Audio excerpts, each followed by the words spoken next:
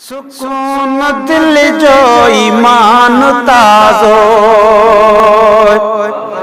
सुकून दिल जो ईमान ताज़ो, मिठा वधे है निमाज़ में यार।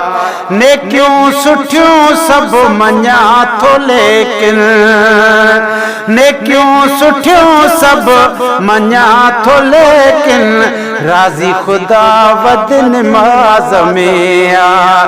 सुकून दिल जो ईमान ताज़ो, थींदो मिठा वध निमाज़ में यार। खुदा भी राज़ी रसूल राज़ी, ही सोलो कमवा खफ़ो भी कोने, बिना खफ़े जे नफ़ो वॾो आ, उत्तम यता वध निमाज़ में आ। बिना खफ़े जे नफ़ो वॾो आ, बिना खफ़े जे नफ़ो वॾो आ, उत्तम अता वध निमाज़ में आ। सुकून दिल जो ईमान ताज़ो, थींदो मिठा वध निमाज़ में आ। गॾिजी सुभान अल्लाह चओ। शैतानी कम खां शर्म अचे, बुरनि कमनि खां बचाए बिल्कुल, खुदा जे आॾो झुकण साईं दो, खुदा जे आॾो झुकण साईं दो, शर्म हया वध निमाज़ में आ। समझो था त अगर ही गुनाह कंदुसि वरी अल्लाह ताला जी निमाज़ में बीहंदुसि त कहिड़ो कंदु मालिक जे आॾो कंदुसि। जो मां ज़ना कयां, जो मां चोरी कयां, जो मां बुराई जा कम कयां, सभई सुभान अल्लाह चओ। सुकून दिल जो ईमान ताज़ो, थींदो मिठा वध निमाज़ में आ।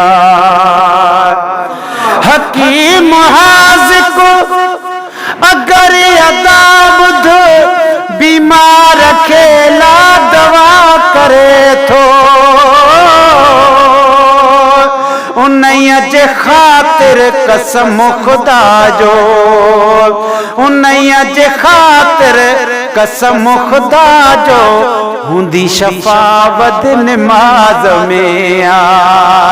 सुकून दिल जो ईमान ताज़ो, थींदो मिठा वध निमाज़ में आ।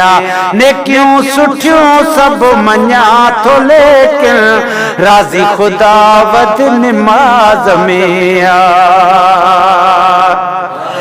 कुशादी रोज़ी रिज़्क़ में बरकत, न तंग दस्ती न बेकरारी, लिखी लिखा शाई चवां पियो, लिखी लिखा शाई चवां हर, मज़ो अदा वध निमाज़ में आ।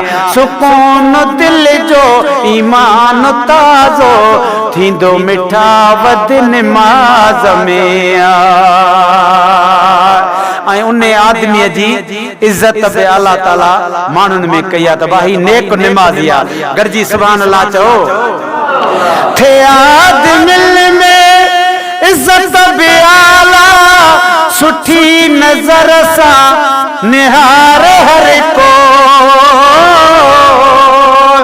गरीब आ त बि उन्हीअ सां सब जी, गरीब आ त बि उन्हीअ सां सब जी, हूंदी रज़ा वध निमाज़ में आ। सुकून दिल जो ईमान ताज़ो, थींदो मिठा वध निमाज़ में आ।